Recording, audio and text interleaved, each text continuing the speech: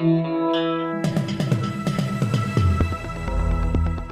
listening to Errol Parker and Clancy Overall, editors of the Batuta Advocate, on Desert Rock FM. Welcome back to the Batuta Advocate podcast, recording live here, downtown Batuta, Diamantina Shire, in the Old City District. You're joined by myself, Clancy Overall, of course, Errol Parker. Good morning, Errol. Good morning to you. Good morning, mate. How you going? Mate, I'm going all right. We got a few headlines last week after an interview with Grace Tame. Finally got the Southern media elite to kind of sit up and take notice on some of the good radio we're doing out here in the Diamantina Shire. And we thought we'd follow it up this week with another Aussie icon. I guess today's guest is big all over the world, really. He's been on screens in 150 countries for a decade or so. I don't reckon you've been to 5 countries, Clancy. No, and as I've been told... You've been over to Perth, though. Yeah, no, I've been told that French Caledonia doesn't even technically count as a country because you don't need a passport. No, and you had your third honeymoon in Tassie, wasn't it? Yeah, I thought that was... And that was back in the 80s too. Yeah. So, I haven't done much travel. Before those Melbourne yuppies ruined it. Yeah, it was back in the with all their money of Tassie. Yeah, we were down there. But today's guest must have a hard time in airports, I'll tell you that much. Bruce Hopkins, thank you for joining us, mate. Thanks, guys, for having me. Now, you live down there where you're currently a lifeguard. You've lived down there for about 52 years down there in Bondi, as the old codgers call it, Bondi.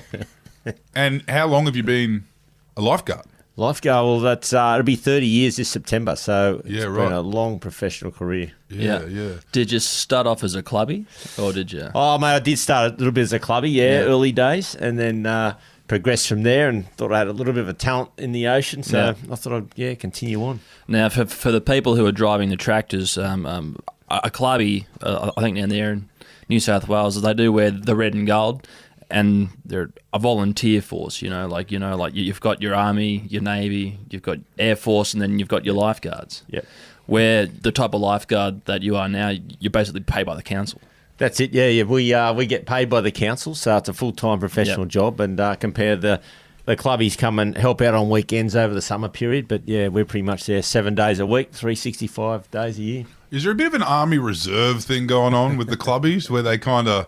where they kind of want to march on Anzac Day too. Yeah, mate, they do. They've got their own, these guys now, they've all got their other jobs, come down and do their 4 hours once a month and, just want to get down amongst it in the beach. And Have you ever had to rescue a clubby? It's like, yes, mate, I have to say yes to that one. There have been times over the years we've had to rescue some clubbies. It takes them... They're learning as well, so we've all had to do when we were young down there. Yeah, right. So but you grew up on the beach.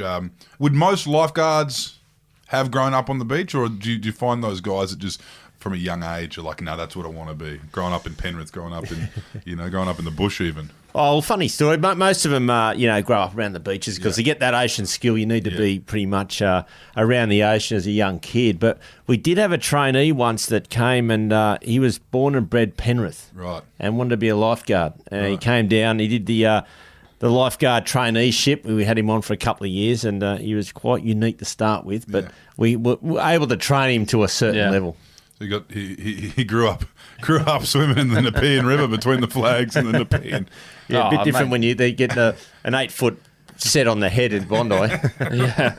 But that early skills is something you would see and you'd be able to, I guess you'd emphasise in your field because it's lived and learned, the ocean. You've got to learn it from a young age. And you would see in the people you rescue, a lot of people didn't have that at a young age, didn't have that ocean awareness. Yeah, I mean, you're 100%, growing up, you get used to it. You get thrown out there in the rips and you get taken along and then line up in the surf there and surf back, waves back to the beach. And you get used to all that as a kid. Now, it's a bit of fun. But, you definitely see people, especially from the European countries, coming over. And obviously Bondi is a big tourist area. And, you see them there and they've got no idea whatsoever. We usually call it the karate chop, and that's usually a few around the Asian countries and in India and that, they seem to do that karate chop pretty quick as soon as they can't stand up. So, yeah. Yeah, right. They're waving around. The Mediterranean as well. Still water. There's no rips down there in bloody Croatia or Greece. No, I'd say the current would be stronger in the Nepean than it would be in the Med. Actually, I was just thinking there's one example. Penrith boy went on to be a surfing champion in the shape of Mick Fanning. He's the only example I can think of. Yeah, no, he ended up being a Mormon. Now, tell us a little bit more about, obviously, when I said before you'd have a hard time in airports, I imagine that's all directly related to Bondi Rescue, a wildly successful Australian television program that has kind of centred around you for quite some time. How did that all change from being a eastern suburb surfer to being on 150 screens around the world?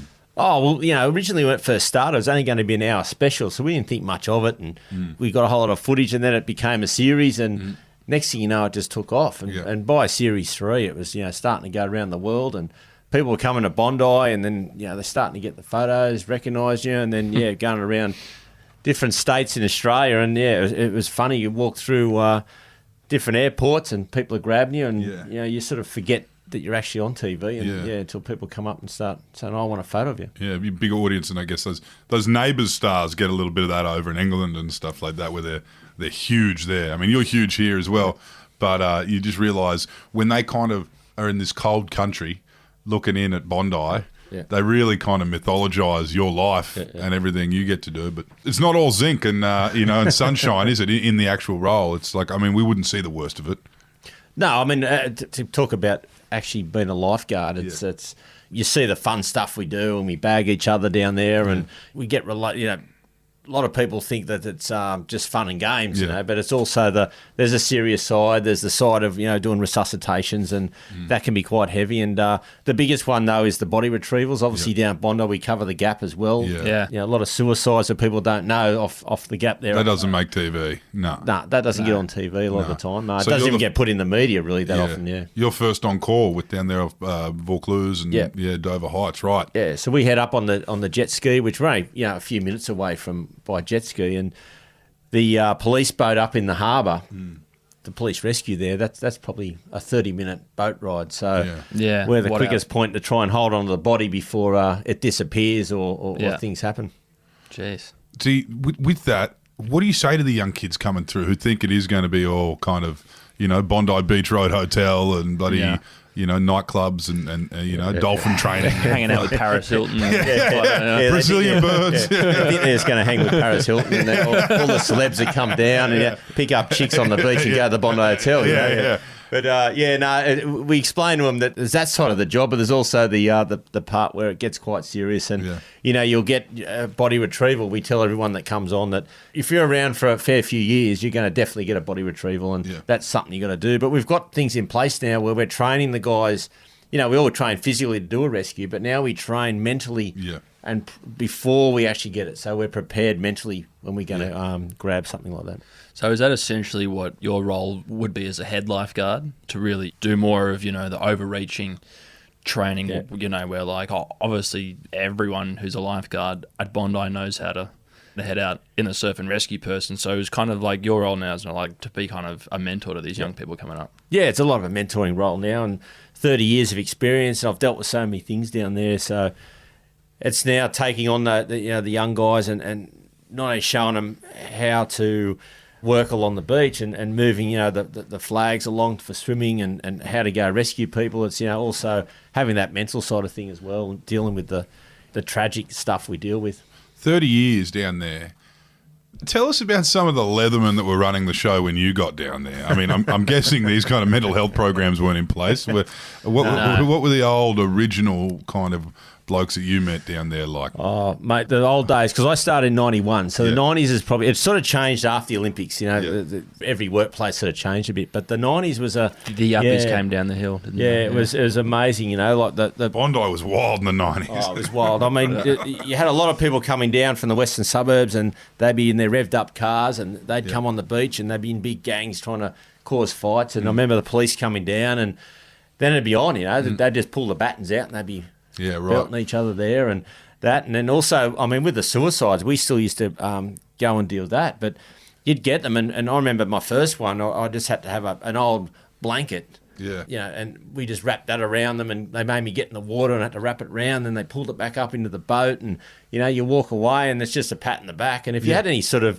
you know, oh, geez, that was a bit heavy, and that, that's a toughen up, son. I tell you what you need, mate. You need a fucking beer. Yeah. A lot of stoicism, you're saying. A lot of blokes not talking about how confronting that was. Yeah, no one spoke about it. It was just and they used to. The funny thing is like we used to call it the meat wagon, and that these guys used to turn up like in a Mr. Whippy van. Yeah. And they'd come out with the big white coats on, you know, and they'd run across with the stretcher, and the body would go on, because in those days we used to have to bring it out of the water and put it into the first aid room, and the body would just wait there until someone came and picked it up. But these days we're not allowed to bring them back to the beach. We've got to stay out in the water, and the police boat comes and takes them. But yeah, back then they'd run in. So and you'd walk a dead body up a packed Bondi Beach, covered in a blanket. You'd have it in a blanket. Excuse me. On a stretcher, and you'd be walking this thing up into the first aid room. People be watching and looking at it. Oh, it was quite insane. And I remember though when we went out for rescues, and you muck around a rescue board, and a few of the older guys there were as tough as, and they said, never ever let go of the rescue board. We don't care how big it is. You go over the falls, you hang on to it. You lose your rescue board, and we'll see what happens. And I remember a couple of times, you know, you go, I'm not hanging on to that. I'm going to kill myself. Yeah. Anyway, you walk back up, they grab you in the back room, and they give you a couple of punches in the hand and said, never do that again. And I'll tell you what, you never did that again. Right. So it was a bit of like rubber hose So there was initiation, and there were hidings and stuff. Is that what you're saying? Oh, there was a lot of stuff back in the 90s that, you know, obviously you wouldn't get away with these days. You know, you probably wouldn't be employed. Yeah. In the 80s and 90s, you know, we had the same thing in journalism, really, you know. But like, instead of doing stuff like that, like the boss would come over and say, all right, Parker, you're coming to lunch with me. Yeah. And out you go, and you'd have 2 bottles of wine each and nothing to eat. And then you'd have to go back to the office, and they'd test you. You know, they'd be like, all right, file a story, back to work. You're just like... Well, there's plenty of pranks back in those early days, you know, like you'd be coming in, there'd be little baby shark be stuck in someone's locker, and prawns put in people's cars in the aircon, so they'd stink it out. And on a 30-degree day, you get in to go home, and it'd just be stinking. Imagine ruin your car. Just ruining someone's car, just for the fun of it. What was the nightlife like down there at that point? Like, that's one thing everyone kind of mythologizes. Were you working down there when they had that 150,000 person music festival on the beach? Oh no, I remember it. It was just before me. That was late 80s, I think, before the 90s, and that was just. I think they expected to get 100 people, and there was thousands turned up, and there's this massive concert. Rose tattoo in excess. So that was an amazing time. But I mean, Bondi Hotel used to be massive as well. Yeah. The old icebergs before they rebuilt it was the Sunday sessions there were unbelievable. The old diggers used to have 3 levels: 70s, 80s, and 90s music. So it was different, different eras on different levels. And I mean the White Revolver, that was there as well. We used to have to get the code, and then type the code in, open the door would slide open. Really? Go in, yeah. So if you didn't know the code on that night, you couldn't get in. Really?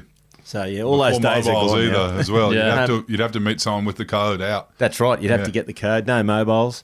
No photos. They were great days. Yeah, great days. So you are an Eastern Suburbs kid, born and bred in, and you know, of that last kind of lot, really, that kind of grew up there in, I guess, middle class, working class, Bondi Bronte. Yeah.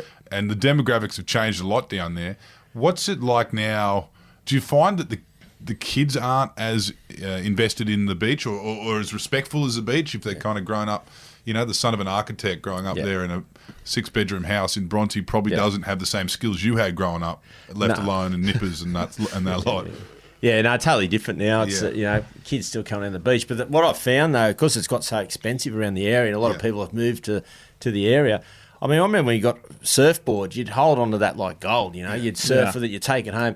Kids now they go home, leave their wetsuits, leave their boards down the beach, and mum and dad will buy me another one tomorrow. You know, it's like total different demographic now than what it was back in the day. It's not working class anymore down there. Leave your board at the beach.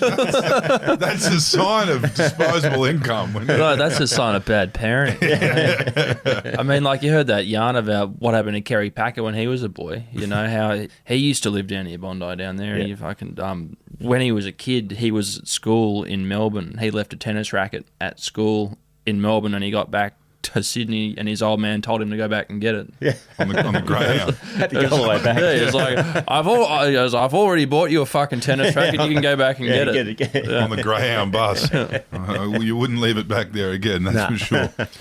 So you've got the lifeguard games as well. What are they called? The Australian Surf Life-Saving Titles. Oh yeah, for the clubbies and that. We did those. I've always done a lot of racing over the years, ocean racing with with the clubby side of things, and it's always been a bit of fun to keep fit, and it's good fun going away and racing. And I've always been very competitive as well, so. That's probably what's helped too with getting older and being down there with the young blokes as lifeguards. Cause, keep you fit. Yeah, it keeps you fit, but and I hate getting beaten by them. So yeah, and I use the thing now. Of course, I'm in my 50s now. I said, if any of you blokes don't beat me, that's the end of your job. Yeah, right. if you can't beat me, yeah, and a hangover isn't an excuse anymore. Tell us, you mentioned it before about the mental health aspect of what you do and how that's now. Thankfully emphasised and something that you view as important. You're doing a podcast where you kind of merge, those kind of themes of surf, life-saving and mental health. That's Life's a Beach. Yep. And you're kind of discussing those kind of themes. Have you found people are really appreciative of this conversation in the world you're in? Oh, 100%. I've even been surprising, really, with the podcast, and I've got a different range of people coming in, and they've got their stories, but they've always got a connection to the beach, but they've also then got a connection to mental health or something's happened in their life where it's, everyone has the down and out. As like life's a beach, life's also a bitch. So it's been bringing a lot of stuff out in people, and they've been saying stuff that they haven't mentioned anyone before. And the feedback from people listening is it relates to them, I mean, with the young fellas now coming through, are you finding that's helping them, these conversations, in their actual work as well? In the physical aspect and the day-to-day aspect as well, knowing that they can have this conversation with you and not get told to shut up and have a few beers, mate. Well, I can't fight, so I'm not going to punch him. So. No, it definitely is helping. It's definitely helping that generation coming through compared to my day when no one really spoke about anything, and everyone, even if you had problems, you just shut up about it and try to deal with it. But it's opening up. People are coming out. We had a young guy, Tommy, we didn't know he was gay when he first came to the job, and he was quite open about it, and I think.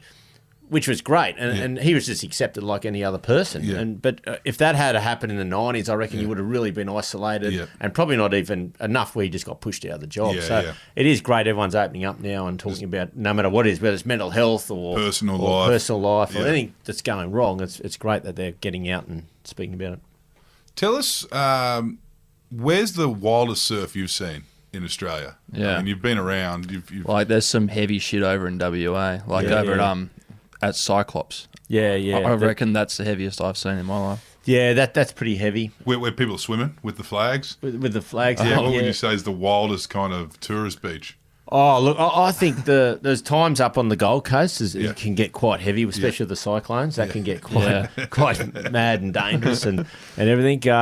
Bondi, we cop a fair bit from the south when those big lows come around from Bass Strait. You get a lot of that. Coast lows, East Coast lows can get quite dangerous as well. So, probably the biggest I've ever seen would be when I was a young kid down at Bronte. It was probably 1974, and the surf was so big. They used to have at the top of the pool there at Bronte, used to be like sheds there with like the splashes, the winter swimming group, and they used to have fridges and everything in there. Anyway, by the end of the surf, the fridge was up at the back of the gully of Bronte, so that was one hell of a storm and one hell of a surf. Blew open the sheds. With the 3 blue ducks up the gully. You know the yarn. No, it's funny with kind of surf in Australia because it can change a town if there is surf there. Yeah. Obviously, you got some weird towns heading up central Queensland way where there's, you're living on the water and there's no surf because of the reef. And then you get this one little snippet. The furthest north you can get a wave is probably 1770 for about... Oh, even then you'd be pushing it. For about 20k stretch of the beach, you get a few waves. I reckon in there. The last place you'd probably get them is probably on the east coast of Fraser Island, I'd say. Yeah. Before the reef takes over. Yeah, just up there past, what was that, Noosa and that? Yeah, just north of there, before the reef starts.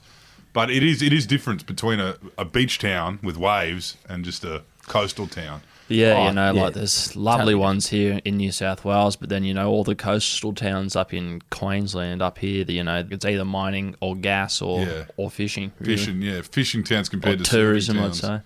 But you find it's better for the kids if there are waves? It keeps them busy? Yeah, it keeps them busy, yeah. Some of those fucking Rocky can use a few waves. Bundaberg can use a few waves. Yeah, Hey, Cookers, I'll tell you all the what, we kids go up through... there have got new Hiluxes, though. I suppose down there in Bondi they got new Beamers. Yeah, that's right. Just drive around in Beamers. But it's when we get that flat period, sometimes over Christmas, you can get 2-3 weeks of no surf, and the kids go nuts, and they try and find other things to do, and they harass people and do different pranks on different things at the beach, and and then they hit the drink as well. So they thought, we'll just get on the drink. There's no surf, so surf does help. Yeah. How much of your job would be dealing with riffraff? Yeah, we get a lot of that. We get a lot of riffraff we've got to deal with daily, whether it's older people, whether it's young kids, we just got to try and keep them in control. But I found we do okay with it, but a little bit different these days. The respect's not there as much as what it was, with kids coming through. So they'll give it back as much as you give them. Yeah. No, well, the suppose that the kids there would probably, be more inclined to listen to you than say, a cop on the beach in his combat boots. Yeah, so, yeah, that's right. We've got a little bit of respect there to try and angle our way through. Because the other thing, I suppose, we're around there all the time, and they've got to deal with us. And also outside of work, we're still living in the area. Yeah. So whereas a lot of the cops that come down, that not necessarily living in the area, so they don't see them as much and not get to know local them. lads. Yeah. Whereas the cops back in the day, you knew them because they lived in the area as well as worked in the area, so it's a little bit different. Coached footy, lived on the corner, drank at the pub. Drank at the pub, they were just always around. Yeah. What do you think? One question I want to ask is, what's the most ludicrous thing you've seen someone do which has then resulted in you having to save them? Have you seen someone go skinny dipping and or just something? Yeah. There was years ago, early, when the best time was you start at 6 and you go and set the beach up, and it might be a Saturday morning or Sunday morning. The Irish and that have been out in the drink the night before, and they think it's a great idea to come down and have sex on the beach, that morning. So, and then they decide to get up and probably give themselves a bit of a wash off, and in they go for a swim, and then the next thing you know they're in a rip in the nude. I mean, how embarrassing for all of them, but I guess you've had the Irish down there for decades now, right? Yeah. I mean, they're always around down there with and the English, they love a drink and going all night and turn up the beach. And, everyone loves coming down for the sunrise as well. So there's always people there first thing in the morning. What do you find now with I guess Byron's gone through the same thing with the Brazilians, who might actually know a bit more about the ocean, I guess. But I've heard there than the Irish. Yeah. Well, than the Irish, certainly more than the Irish. But the Brazilians are kind of in the surf. They're surfers as well, and they're not as I guess well versed on Australian surf etiquette. You hear stories all the time of a few blow ups in the surf, especially with some of the more seasoned Maroubra surfers. Well, I mean, obviously the Pro Tour these days, a lot of Brazilians on it, so surfing's really gone wild in Brazil, and they're all coming out here, and we've had that problem across the beaches, and Marubra is one of them, where the Brazilians are. They don't really have the surf etiquette like we do here, so they like dropping in and just taking control of the beaches and dropping in on a couple of bra boys. That's not the best thing to do. It doesn't go down too well. And then they expect to go to the same pub at night and be like, "You're that," and get belted again. And everyone knows jiu-jitsu. So with that kind of surf etiquette, you see it a lot, and it's in all the docos, of course. It's not just strictly Australia, but although Australians are hot-headed in the surf. Have you had to get out there and break up fights? Oh, yeah, there's plenty of times, you've had to paddle out because they've got hold of one person and their head and they're trying to hold them under, and there's a lot of that used to go on. But an unconscious person in the water. No, give me a go. We got to get to them before as quick as you can, because otherwise the next thing is I'm the one that's going to have to revive them back on the beach. So if I can stop that before that, it's a good thing. But that used to happen a fair bit. There's a lot of local dominance for board riders through Bondi, Bronny, and obviously through Maroubra. But that sort of seems to be dying out now. There's not as much. I mean, you still get people yelling at each other and screaming as they've dropped in, but there's probably triple the amount of board riders out there now, but it's not as localised as what it used to be. Yeah. But what would be, like, say, the etiquette, you know, like if the surf was pumping at south end of Bondi and, you know, and the boys from Bronte or Maroubra wanted to come up and have a surf, like, would they just call you up and be like, oh, do you mind if we come up too? Or would they just turn up and you'd have to, you know? No, just turn up and paddle out there, and then it's like, just oh, you bastards. line up and whoever, It's sort of the funny thing, though, with the etiquette, even though there's, you know, you line up and there's supposed to be systems on, you know, so you don't drop in and everything, but it sort of ends up back to where the best surfer tends to get the waves, you know, so... Yeah. They used to sit out there and usually they get the better waves. We're not letting some accountant who's lived here for 6 months get this wave. We've got a Leatherman who's been here 40 years, and we know he's going to surf it right. Yeah, that's right. They work. That all gets worked out pretty quick on how you paddle and surf and line up. You just whatever you do, just don't go over the falls your first wave because you'll never get another wave. We're not wasting this wave on a guy called Damien from Balmain. Yeah. Who has a $2,000 longboard and just goes off the front. Breaks in half. He might come back in 6 months or so. That reminds me, there was that one episode that fucking years ago where there was a guy who was just like that, and it was heaving out at Bondi, and he was down at the south end, and a couple of you blokes were like, "Oh mate, the beach is closed, mate." And he goes, "Oh no, fuck you, mate," you know, like. And he comes out, and as he was heading out, you know, like the camera goes out, and then it goes, he is going out, and it zooms back, and two of the lifeguards have their shirts off, like, and they're just like, "Here we go," and bang, and then they're just like. Fuck. You can spot them from a mile. Do people, the nightmare for people who don't know much about the surf is getting caught in a rip and ending up a couple of Ks out. Have you seen that? How far have you had to go out to rescue someone who was alive, mind you, someone who's sitting out there with the sharks and, you know, in complete fear? Yeah. I mean, funny enough, majority of rips, though, all our rescues are about 20 metres from the shore, 30 metres from the shore. So most rips will just pull across onto the sandbank or where the waves are breaking. So where the surfers are lining up, generally the rip will pull out. You line up and catch the next wave in, you know, because it's got that right and left-hander. So majority are not out past the break. Yeah. But sometimes if they do get out a bit far, it's usually the ones on the... One day we had like on one of the Australia days, they thought it was a good idea to have blow-up thongs and hand them out, you know, the blow-up thongs. And it happened to be a bit of an offshore wind as well that day. And suddenly all these... thongs are starting to blow out the sea with all these people on it, you know. So they're probably the worst case scenarios to get pushed right. And you've got a little out. floaty toy to hold on to. Yeah, that's right. Out you go, and then once you get too far out, they'll you got the sharks coming up and down the coast, so they don't mind that. Yeah. But just before we go, Hopper, probably, you know, what should you do if you find yourself in a riptide, you know, and you're paddling your heart out, you know, and you're not getting any closer to the beach? Yeah. I think most Australians who've been to the beach have had that experience. So what should they do? Oh, look, the best thing we've found over the years is float. So if you float, go with the flow of the water, generally it'll bring you to a point where you can get washed back in or you stand up in the sandbank, and that's something we've been trying to teach people now. So it's been panic. working well. And even our programs we put in, believe it or not, in Thailand, that they're now holding on to 2-litre empty Coke bottles and just hanging there, lying on their back to learn to float. And then from that, they've reduced drowning by 50%. Really? So they reckon floating's the best way of... So just don't struggle. Yeah, just struggle. Lie on your back and float. Stay calm, float. And either someone will be around to pick you up or the ocean will bring you to a point where you can get back in yourself. So there could be like a couple blokes out the back who are like, "Do you need a hand, mate?" And you're just like, "Yeah, mate, that'd be great." Yeah. Usually the surfers out the back lane do that. It's a girl on the back in a bikini. But If it's some sunburned Englishman, don't worry about it. Of course I'm okay, you fucking Aussie. Fuck off. Thanks for joining us today, Hoppo. It's good to know that, you know, the beach is in safe hands down there with you, and the young fellas are as well. And if you are interested in Hoppo's podcast, Life's a Beach, he's got a heap of runs on the board now, some great guests. So you can find that wherever you find all good podcasts. And thank you for joining us, mate. Mate, thanks for having me in here. It's been fantastic. Thanks We'll for see you coming down up, on the Hoppo. beach. We'll see you down there, grand final weekend.